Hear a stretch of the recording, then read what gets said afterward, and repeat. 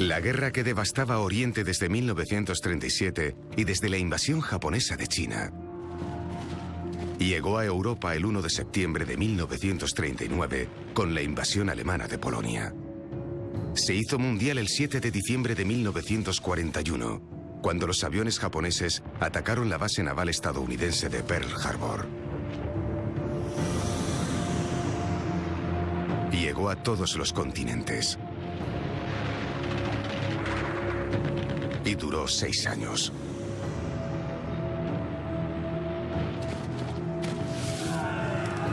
Terminó con un arma nueva para una época nueva. Esta es la historia del mayor evento provocado por el hombre, y estos hombres forman parte de dicha historia. Fueron testigos de los triunfos y de las tragedias de la guerra, allá donde tuvo lugar. Su testimonio es parte de la historia de cómo se creó nuestro mundo. Por parte de quienes pudieron pagar el precio. Y por aquellos que no lo consiguieron en las guerras que cambiaron el mundo.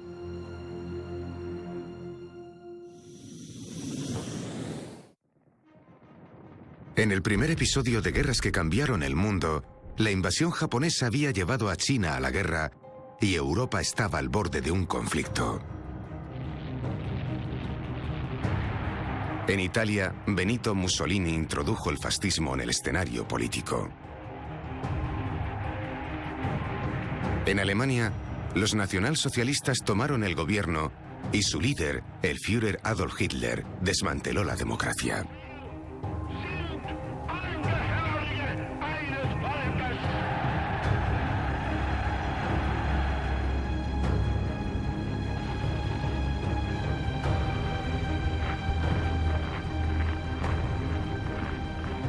Dos potencias europeas, Gran Bretaña y Francia, que no estaban preparadas para otra guerra, cedieron a las exigencias alemanas. Hasta que al enfrentarse a la postura beligerante de Alemania hacia Polonia, llegaron a un compromiso. Salvo que Hitler se retirara, habría una guerra.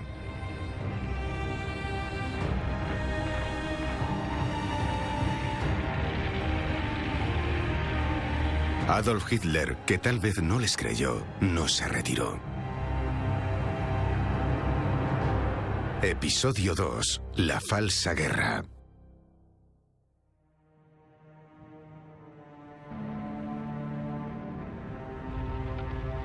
Cuando las tropas alemanas invadieron Polonia, tuvieron lugar los primeros disparos del ascenso al poder de Hitler. Sus conquistas entre 1933 y 1939 se materializaron sin que sus fuerzas armadas entraran en combate. Pero esto no implicaba que el ejército alemán no estuviera preparado para la guerra. El 17 de julio de 1936 estalló una brutal guerra civil en España. El antiguo reino, que en su día fue el centro del imperio más poderoso del mundo, llevaba mucho tiempo en declive. El auge de la izquierda y la formación del gobierno del Frente Popular eran desafíos que los poderes tradicionales, como la aristocracia, el ejército y la iglesia, no podían ignorar. La izquierda se integraría en el bando republicano y la derecha en el bando nacional.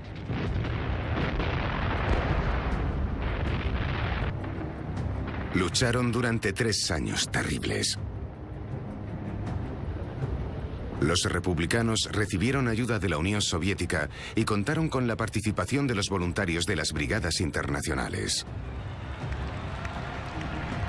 El bando nacional, donde el general Francisco Franco se alzó como líder, recibió ayuda militar de Italia y Alemania. El mariscal Hermann Göring, jefe de la Luftwaffe, la Fuerza Aérea Alemana, vio la ventaja de entrenar a sus jóvenes pilotos. Y el general von Reichenau, que lideraría al ejército en Polonia y Rusia, dijo: 2 años en este conflicto han sido más útiles para nuestra aún inmadura Wehrmacht que 10 años entrenando en tiempos de paz. Barcelona se rindió a Franco el 26 de enero de 1939 y en febrero su régimen fue reconocido por Gran Bretaña y Francia. Adolf Hitler pudo dar la bienvenida a sus soldados, marineros y pilotos victoriosos y concentrarse en su siguiente paso para su plan del Reich de los 1000 años. El aliado de Hitler, Benito Mussolini, el duque de Italia, también había llevado a sus tropas a España. Mussolini, impaciente por demostrar su importancia en la alianza fascista y su posición como líder más veterano, llevaba 10 años en el poder de Italia antes del ascenso de Hitler y fue el primero en iniciar otras acciones militares. El 7 de abril de 1939 invadió Albania, el país más pobre de Europa por aquel entonces y a día de hoy. La campaña duró 5 días. Sus 100.000 soldados derrotaron al ejército de 15.000 albaneses rápidamente. El Parlamento albano votó a favor de unirse con Italia, dando a Mussolini el control del mar Adriático. Albania, el pequeño país de los Balcanes cuya invasión italiana del Viernes Santo conmocionó al mundo. Los detalles son cercanos, pero las imágenes de la boda del rey Zog con la reina Geraldine hacen que la historia sea más angustiosa. El logro de un trampolín para expandir aún más el imperio hacia los Balcanes y hacia Grecia servía para guiar a Mussolini y para evitar que el aliado italiano no acabara en el desastre, ya que se descarriaría en los años venideros. Pero por ahora, Adolf Hitler tenía puesta su mirada en un premio más atractivo que la Albania empobrecida. La filosofía política de Hitler está bien armada.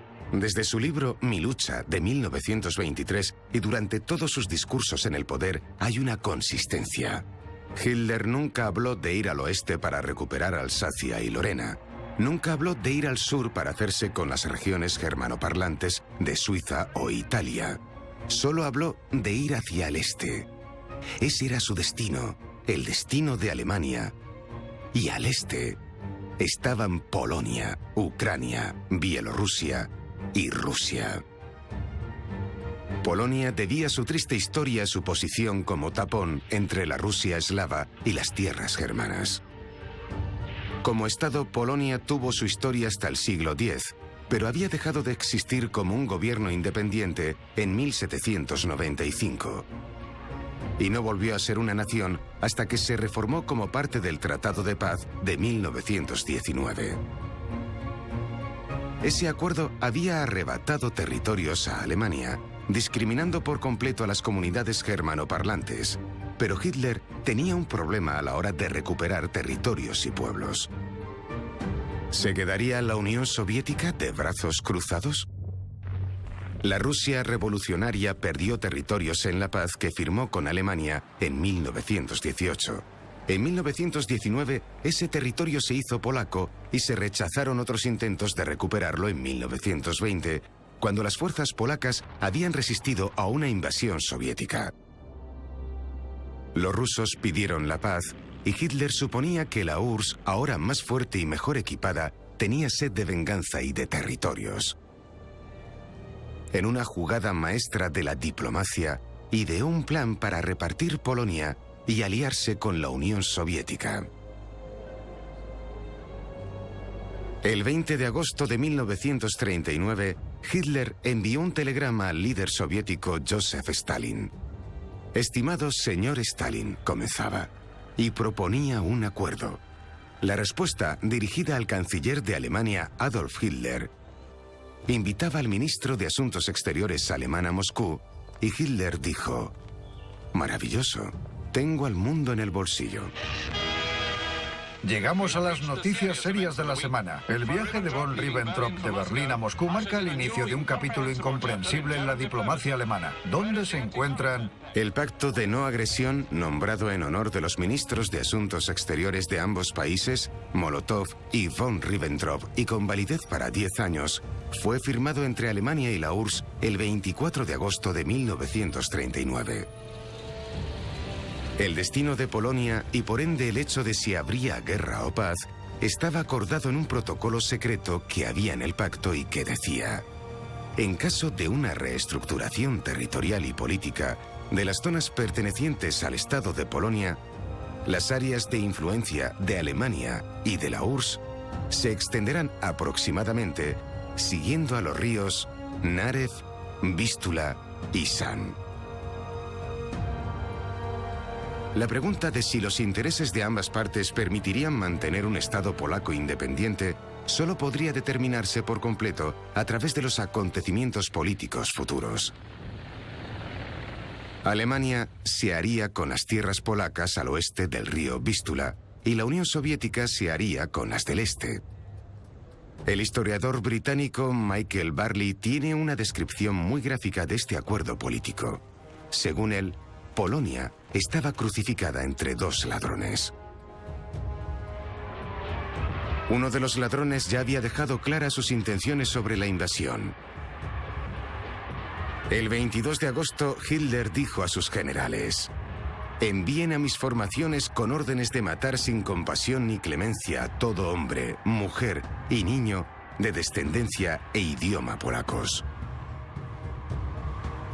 Solo así, dijo Hitler, podremos conseguir el espacio vital que necesitamos.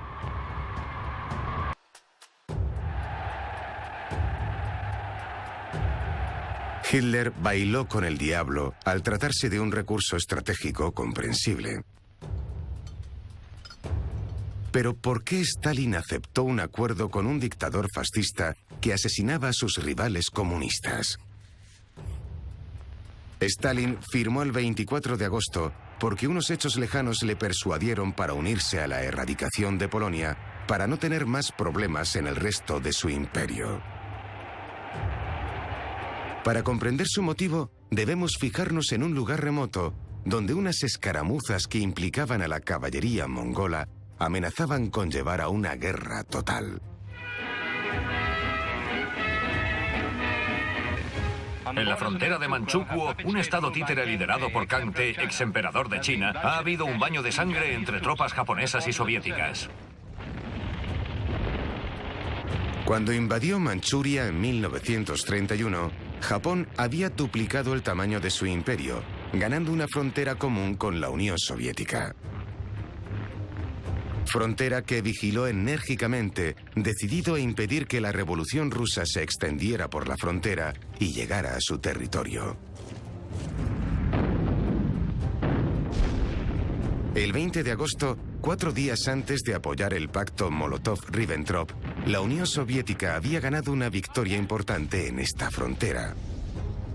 El lugar fue Khalkhin Gol, y el general victorioso fue Georgi Zhukov. Fue una batalla clásica y también histórica, la primera en la que fue decisivo el uso de carros blindados. Zhukov envió a su cuerpo de infantería contra el centro de la línea japonesa, conteniendo la fuerza principal enemiga. Después sus blindados barrieron por los flancos, yendo a por los japoneses rodeados desde su retaguardia. Vencieron a los japoneses gracias a los posteriores ataques aéreos y de artillería, y Stalin dejó de temer otras ofensivas en Oriente. Se llegó a un alto el fuego el 15 de septiembre, 2 días antes de que el Ejército Rojo atacara Polonia. Para entonces, las fuerzas alemanas llevaban 2 semanas luchando en Polonia. Su invasión había comenzado el 1 de septiembre con la extraña preocupación habitual de los alemanes por la apariencia de legalidad. Los alemanes reunieron a unos presos alemanes, les pusieron uniformes polacos y entonces las SS los ejecutaron. Este incidente fronterizo elaborado, en el que los convictos se hicieron de infiltradores polacos, ha sido descrito como un caso de presos alemanes asesinados por criminales alemanes. Para Hitler, era un casus belli, un motivo para la guerra. Y el 1 de septiembre de 1931, la Fuerza Aérea Alemana, la Luftwaffe, atacó el pueblo polaco de Belun, destruyendo 3/4 partes del mismo.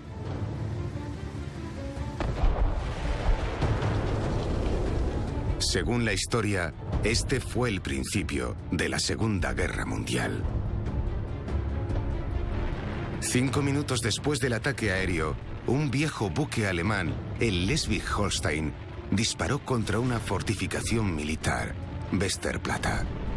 Y a las 8 en punto las tropas alemanas atacaron el pueblo de Mokra. Ese mismo día los alemanes atacaron las fronteras occidental, septentrional y meridional. Los aviones alemanes empezaron a asaltar ciudades polacas. Las defensas polacas estaban abrumadas a lo largo de los 2.500 kilómetros de frente. Era una guerra de fuerza bruta. De repente llegaron los bombarderos alemanes. No declararon la guerra. Sabíamos lo que pasaba porque podíamos escuchar su propaganda sin parar por la radio. Polonia estaba en guerra. 1,5 millones de soldados alemanes en 67 divisiones con apoyo aéreo y naval invadieron Polonia. 3 divisiones eslovacas apoyaron el asalto alemán, ya que Eslovaquia se convirtió en un protectorado alemán tras la anexión de Checoslovaquia. Cuando los soviéticos se unieron a la invasión, la fuerza total del eje superaba los 2 millones de efectivos, enfrentados a un ejército polaco con menos de la mitad de ese tamaño. 6.000 aeronaves se enfrentaron a una fuerza aérea polaca de 400 máquinas. A las 2 semanas de la invasión, Polonia quedaría reducida a menos de 60 aviones funcionales. Lo más devastador fue que los invasores reunieron 7.500 tanques. Los polacos tenían menos de 900. El despliegue de semejantes fuerzas para abrumar a las defensas polacas fue gracias a la ocupación alemana de Checoslovaquia, que sirvió de trampolín contra el flanco sur de Polonia, y que también dio a Alemania tanques, aviones, artillería de la mejor calidad y fábricas de municiones que representarían una contribución incalculable a los esfuerzos de guerra del eje. Un lugar al que Neville Chamberlain, el primer ministro británico, llamó durante la crisis de Múnich un país remoto poblado de personas que no conocemos de nada, era una nación por la que deberían haberse interesado los aliados y que acabó siendo un problema serio. El ultimátum británico y francés contra Alemania había expirado. En Londres, Neville Chamberlain hizo un comunicado por radio. En un domingo nos ordenaron ir a la cantina para escuchar un anuncio del primer ministro. Y dijo, estamos en guerra con Alemania. Y lo extraño es que no nos importó demasiado. No sabíamos qué guerra era. ¿Saben? Y a la hora estábamos ocupados con los preparativos para la guerra durante el almuerzo. Gran Bretaña y Francia declararon la guerra a Alemania según el ultimátum en defensa de Polonia. Pero 2 semanas después, cuando la URSS invadió Polonia, ninguna de las dos dijo ni hizo nada. Tanto Inglaterra como Francia tenían grandes imperios en el extranjero, y sus declaraciones de guerra transformaron un conflicto continental en global. Los líderes de colonias y dominios del mundo entero pasaron las noticias de una guerra en la que estaban implicados automáticamente. Hicimos un juramento al rey y a la reina que no creo que siga en vigor. Por supuesto, a día de hoy, somos una sociedad democrática que puede valerse por sí misma. En aquellos días había una cierta seguridad al formar parte del Imperio Británico. La violencia de la guerra no apareció en los imperios de inmediato. Las esperanzas polacas de una intervención se vieron decepcionadas. Francia avanzó 8 kilómetros hacia el Sarre y luego ordenó la retirada de sus tropas. Gran Bretaña lanzó 13 toneladas de panfletos en Alemania. Fue lo que se llamó la Guerra del Confeti. 12 millones de papeles que recomendaban la paz al pueblo alemán. Eso fue todo lo que hizo Gran Bretaña mientras Polonia estaba siendo destrozada. El 8 de septiembre, la ciudad de Lodz estaba bajo la ocupación de los nazis. Nos aplicaron un montón de leyes raciales de inmediato. En cuanto irrumpió el ejército alemán, empezó el terror. Detuvieron a personas inmediatamente, profesores, maestros, jefes sindicales, de todo.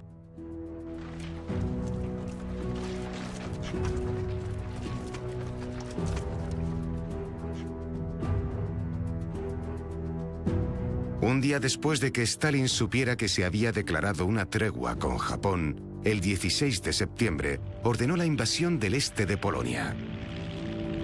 Joseph Stalin dijo: la aniquilación de Polonia nos dejará un estado fascista y burgués menos con el que lidiar. Y tal y como prometió en el pacto secreto de no agresión entre soviéticos y nazis, sus tropas entraron desde el este. El 17 de septiembre, Polonia luchaba una guerra entre dos frentes. 65.000 soldados polacos murieron en combate. Otros 420.000 fueron prisioneros de los alemanes y 240.000 de los soviéticos. Alemania ocupó la parte occidental y administró el sur en el autodenominado Gobierno Central. El este, con más del 50% del territorio polaco y más del 35% de su población, estaba bajo control soviético. Así, Stalin pudo neutralizar cualquier posibilidad de que se alzara un ejército polaco reorganizado. Ordenó la deportación de 60.000 soldados polacos y sus familias a Kazajstán y el asesinato de 21.892 oficiales en 5 bosques distintos. El más conocido, un lugar llamado Katyn. A mi padre lo atraparon los rusos y nos visitó en nuestro campamento cerca de Kiev y dijo: nos van a llevar a Estados Unidos. Pero era mentira. Se llevaron a todos a Katyn para ejecutarlos a los 22.000. Vasily Blokhin llevaba un delantal de carnicero hecho de cuero para trabajar como el verdugo favorito de Stalin. Tal vez sea el hombre que tiene más asesinatos individuales acreditados en toda la historia. Blokhin podría haber matado a hasta 7.000 oficiales polacos de un tiro en la nuca.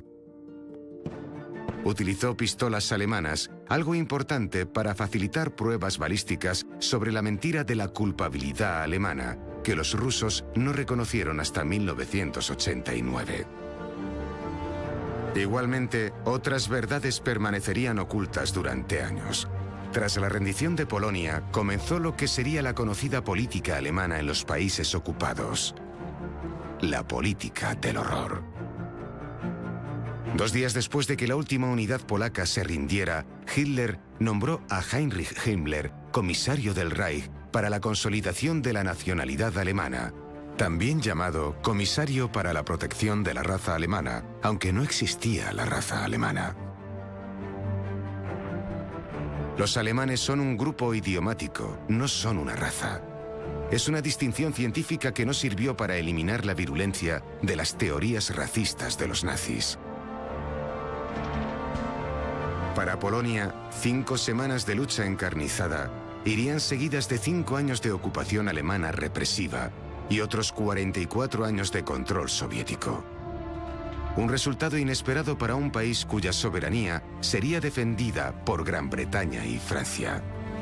Durante la guerra, Polonia perdería el 17% de su población y buena parte de la misma representaba la mayor población judía de Europa. En 1939, había 3.474.000 judíos en Polonia. Unos 350.000 sobrevivirían a la guerra. La invasión había sido una apuesta política y militar de Hitler. Puso a la mayoría de su ejército a la ofensiva, dejando apenas 23 divisiones sin tanques en el frente occidental, pendientes de Gran Bretaña y de Francia. Si hubieran atacado para que replegaran sus fuerzas de Polonia, sus 110 divisiones se habrían encontrado con una línea defensiva minúscula. Pero no atacaron. Tras su rendición, los soldados polacos que lograron escapar al exilio se reagruparon para luchar junto a los aliados en defensa de la patria que habían perdido. Lucharon desde el 1 de septiembre de 1939 hasta el último día de la guerra, y aunque estaban exiliados, mantuvieron uno de los ejércitos más grandes a los que se enfrentó la Wehrmacht. Al igual que Alemania, El Imperio de Japón estaba convencido de que para sobrevivir debía ampliar sus territorios, buscar espacio vital, recursos y alimentos. ¿Pero dónde? Quienes estaban a favor de ir al norte fueron marginados por la derrota ante Zhukov en Jalgingol, en la frontera con Mongolia. Este contratiempo reforzó la posición de los interesados en atacar el sur. Y al sur estaban las posesiones coloniales de las Indias holandesas, la Indochina francesa, la Malasia británica, Birmania e incluso la India. Antes de atacar el 13 de septiembre, 2 semanas después de la invasión de Hitler a Polonia, y antes de que el Ejército Rojo entrara en ese país, 120.000 japoneses en 6 divisiones empezaron a adentrarse en China, extendiendo lo que los japoneses seguirían llamando el incidente de China. Fueron al sur, hacia Changsha. Los japoneses fueron rechazados, pero retomaron sus ataques el 19 de septiembre de 1939, esta vez utilizando gas venenoso. Para el 6 de octubre, los contraataques habían machacado a las fuerzas japonesas, que se vieron obligadas a retirarse. El mundo estaba en guerra, pero solo unos pocos veían las guerras de Oriente y Occidente como el mismo conflicto. 3 días después de la rendición final de Polonia, el 9 de octubre, se firmó la Directiva 6 del Führer. Ordenaba una ofensiva contra Occidente. Un ataque para eliminar a Francia y a sus aliados de la guerra. Aunque la cruzada de Hitler estaba al este, antes neutralizaría su amenaza en la retaguardia. Al plan de la ofensiva se le llamó en clave el Plan Amarillo, y la definición de su objetivo específico era la obtención de territorios para tener una base con la que atacar por mar y aire a Inglaterra. El Plan Amarillo proponía un asalto similar al que emplearon los alemanes al comenzar la Primera Guerra Mundial. Pero como veremos, unas circunstancias extrañas obligaron a abandonarlo. Fue sustituido por algo mucho más audaz, algo que se llamaría Blitzkrieg. Eso quedaba para el futuro.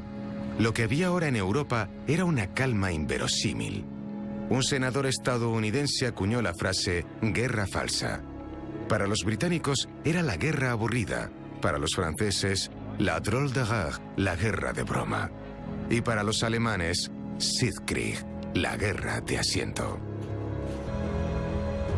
Tras la caída de Polonia, las intenciones soviéticas no estaban claras. Winston Churchill, el entonces jefe del almirantazgo, pronunció en octubre el famoso discurso: «No puedo predecirles los actos de Rusia.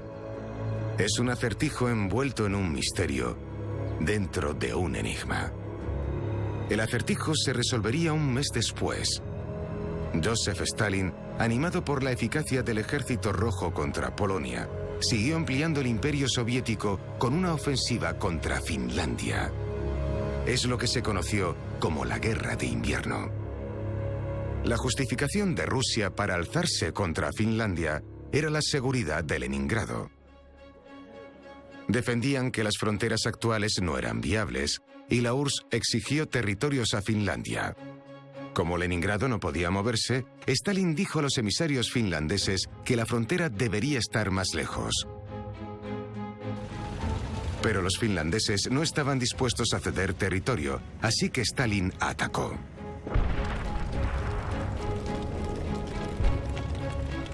El Ejército Rojo tenía muchos más soldados, una aviación 30 veces más grande y un cuerpo de tanques 100 veces mayor, pero sus oficiales eran muy escasos, sin experiencia, sin un líder que igualara al mariscal Carl Gustaf Mannerheim, de Finlandia, que nació cuando el Gran Ducado de Finlandia formaba parte del Imperio Ruso de los Zares. Mannerheim había sido general en el ejército imperial ruso.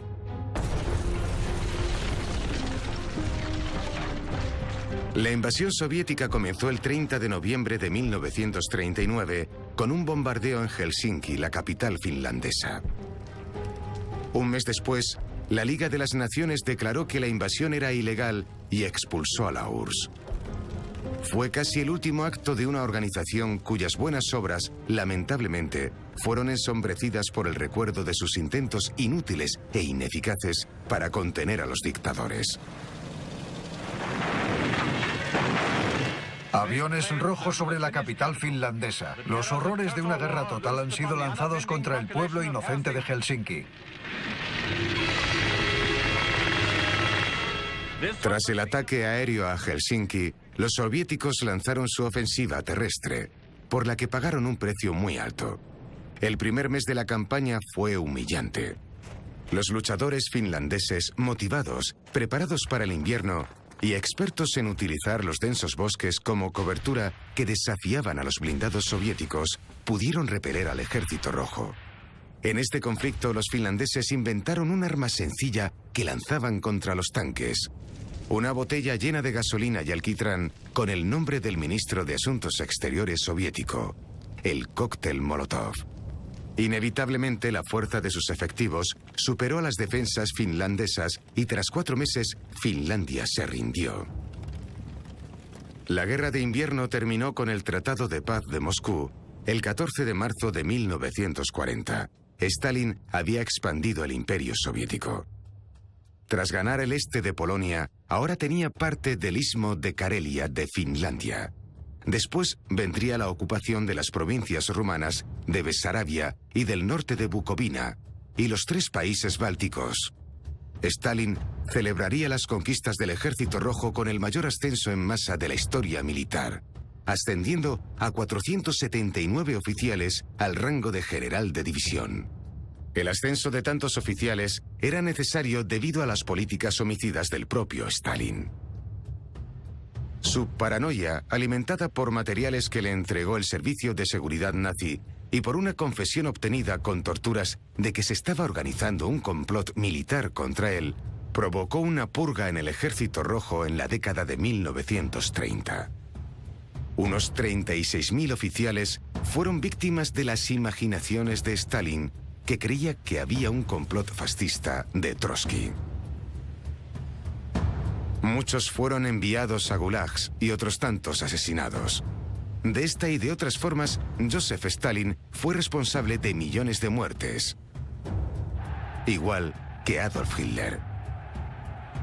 Pero mientras repasamos las matanzas provocadas por sus ambiciones, debemos recordar que la Alemania de Hitler y la Unión Soviética de Stalin eran maquinarias. Podrían ser unos monstruos, pero formaban parte de unas maquinarias que cuando Finlandia firmó la paz eran aliadas. Pero el mapa de Europa estaba cambiando. Los que eran suficientemente perspicaces podían ver la aparición de 2 imperios nuevos y ambiciosos y percatarse de que su enfrentamiento era inevitable. Antes de que se reanudara la guerra terrestre en Europa, la guerra mundial afectó a un continente alejado y extraño. Tuvo lugar una batalla naval en las aguas de Sudamérica.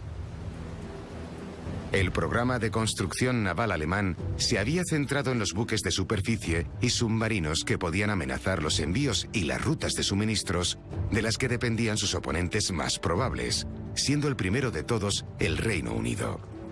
Antes de que la guerra afectara a las riquezas de su imperio, Gran Bretaña importaba el 70% de su comida. De ahí que tuviera la mayor marina mercante del mundo. Casi 1/3 del tonelaje mercantil mundial era británico. 2.500 barcos británicos surcaban los océanos en cualquier momento.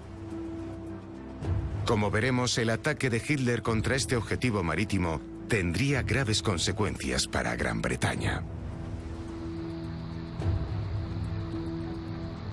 Al principio de la guerra, revelaron el potencial letal de la amenaza de los U-Boots. La noche del 13 de octubre de 1939, el U-47 penetró en las defensas de la base naval de Scarborough Flow, hundiendo el acorazado británico Royal Oak en su embarcadero. La Royal Navy no tuvo que esperar mucho para recuperar su orgullo. Se organizó un destacamento para buscar y destruir a un conocido buque corsario, el Admiral Graf Spee, que había acabado con varios mercantes en el Océano Índico y en el sur del Atlántico. Tuvo lugar un duelo de artillería naval. El buque alemán tenía armas mejores, pero se le superaba en número y en tácticas. Tras recibir daños, tuvo que buscar un puerto seguro en Montevideo, la capital de Uruguay, para ser reparado. Allí les cortaron el paso y los alemanes fueron engañados por unos mensajes británicos falsos que sugerían que se estaba organizando una fuerza naval inmensa para atacarles. Ante esta perspectiva, el comandante del Graf Spee, el capitán Hans Laxdorff, ordenó que se hundiera el buque. Su tripulación abandonó el barco, el buque fue destruido y el 19 de diciembre Laxdorff se suicidó. En otra hazaña, en febrero de 1940, un equipo de marines británicos abordó el Altmark, un buque de suministros alemán, en aguas noruegas. El Altmark llevaba a marinos mercantes que había capturado el Graf Spee a una prisión de Alemania. Rescataron a los prisioneros tras un enfrentamiento en el que se dice que se utilizaron alfanjes por última vez en una guerra naval. El 4 de abril de 1940, el primer ministro británico Neville Chamberlain se dirigió al Partido Conservador. Dijo que lo lógico era esperar un ataque alemán al comenzar la guerra. Preguntó a la audiencia a que sería algo extraordinario que no hubiera tal ataque. Después dijo: sea cual sea el motivo, hay una cosa clara: ha perdido el autobús. Entonces aplaudieron a su líder. Apenas una semana después, le echaron del poder cuando comprendieron que Hitler no llegaría hasta allí en autobús. El 9 de abril de 1940, 5 días después del discurso de Chamberlain, Alemania invadió Noruega y Dinamarca. Hubo un acto poco mencionado que influiría en gran medida a todo lo que afectaría posteriormente a las fuerzas alemanas, a los efectos que tuvo en la competencia, en las tácticas navales y al liderazgo del Reino Unido. Sobre el Círculo Ártico, al norte de Suecia, existía una de las mayores minas de acero de mayor calidad del mundo y que alimentaba las siderúrgicas alemanas imprescindibles para fabricar municiones. Alemania consumía más del 70% de las exportaciones de la mina sueca. El Führer estaba preocupado constantemente por la seguridad del suministro. Él lo sabía, y los británicos, que consumían otro 10%, también. Los dos bandos también sabían que la posesión de la costa noruega daría el control de la ruta marítima que llevaba los minerales hasta Alemania. Sus fiordos abundantes y sus fondeaderos profundos también daban la posibilidad a los submarinos alemanes de poder actuar más cerca de las vías marítimas. Inglaterra y Alemania empezaron a hacer planes. Por supuesto, ninguno sabía lo que planeaba el contrario, lo que se hizo patente de forma casi cómica cuando ejecutaron sus planes casi al mismo tiempo. Esperamos tener unas conversaciones. El 9 de abril, Hitler dio la orden de comenzar la invasión de Noruega y Dinamarca. Los alemanes encontraron poca resistencia en Dinamarca. Era neutral, no estaba preparada, y perdió su capital durante las primeras 12 horas. En Noruega, también neutral, una combinación de efectivos terrestres y marítimos de Alemania hicieron 6 despliegues desde Kristiansand al sur del país hasta Narvik más al norte. Dinamarca se rindió ante los invasores el 10 de abril, y más al norte hacia el extremo de Escandinavia, 6 destructores británicos se enfrentaron a una fuerza alemana a las afueras del pueblo de Narvik. Cada bando perdió 2 buques. Al día siguiente, el 11 de abril, el primer contingente británico zarpó hacia Noruega. El día 12, la Royal Navy volvió a Narvik, esta vez con consecuencias devastadoras para la eficacia a largo plazo de la Marina alemana. Los destructores británicos, apoyados por el acorazado Warspite, hundieron 7 destructores alemanes que representaban la mitad de todos los destructores alemanes. Esto ponía en jaque la capacidad de su marina para actuar en caso de tener una invasión por el canal. Este enfrentamiento hizo necesaria la superioridad aérea sobre el canal durante cualquier intento de invasión, haciendo que la batalla de Inglaterra fuera inevitable. Entre el 15 y el 18 de abril, las tropas británicas se enfrentaron a las alemanas en Hastad, Namsos y Åndalsnes. En menos de 10 días comenzarían a evacuar y a principios de junio se habrían retirado todas las tropas británicas. La historia pudo no acabar así. Por ejemplo, la fuerza expedicionaria que se envió a Trondheim era 6 veces más numerosa que la alemana, pero fue aplastada. Las milicias británicas, mal equipadas, no eran rival para los soldados alemanes, entrenados y bien equipados. Los combates en el sur de Noruega terminaron el 2 de mayo. Los británicos habían sido evacuados, derrotados por su ineptitud, sus riñas y por su enemigo. Al norte de Noruega, Narvik fue tomada por los aliados el 28 de mayo, aunque la guarnición alemana pudo escapar, en tren hasta Suecia. Pero el 28 de mayo lo que ocurría en Noruega se volvió insignificante. Francia había sido invadida el 10 de mayo y su situación era desesperada. El nuevo primer ministro británico, Winston Churchill, no podía aprovechar la situación de Noruega. Llevó a sus tropas a casa, donde estaba la mayor amenaza. El rey Haakon y su gobierno fueron evacuados por la Royal Navy y se organizó un gobierno noruego colaboracionista gracias a Vidkun Quisling, cuyo apellido en el idioma inglés se ha convertido en un sinónimo de traidor. Quisling fue declarado culpable de traición y fusilado en 1945. Hitler estuvo convencido durante el resto de la guerra de que los aliados intentarían tomar Noruega. Por ese motivo nunca hubo menos de 12 divisiones alemanas destinadas allí. Nunca entraron en combate y habrían sido mucho más útiles en otra parte. Otro precio que Alemania pagó por su victoria fue que los aliados tomaron el control de la cuarta marina mercante más grande del mundo. 4,6 millones de toneladas de material noruego se incorporaron a la flota británica. Pero puede que la consecuencia más influyente de todas las que tuvo el desastre noruego sea la sustitución del primer ministro británico. El 7 de mayo, 5 días después de la humillante evacuación del sur de Noruega, la Cámara de los Comunes tuvo un debate de 2 días sobre cómo se había gestionado la guerra. Uno de los partidarios de Chamberlain, Leo Emery, citó unas palabras famosas que se utilizaron hacía 300 años en el Parlamento, declarando: «Os habéis sentado ahí durante demasiado tiempo para no hacer nada. Marchaos, digo, y dejadnos en paz». El mismo día en el que Chamberlain dimitió y Churchill recibió el mandato del rey, Adolf Hitler comenzó su invasión de los Países Bajos y de Bélgica.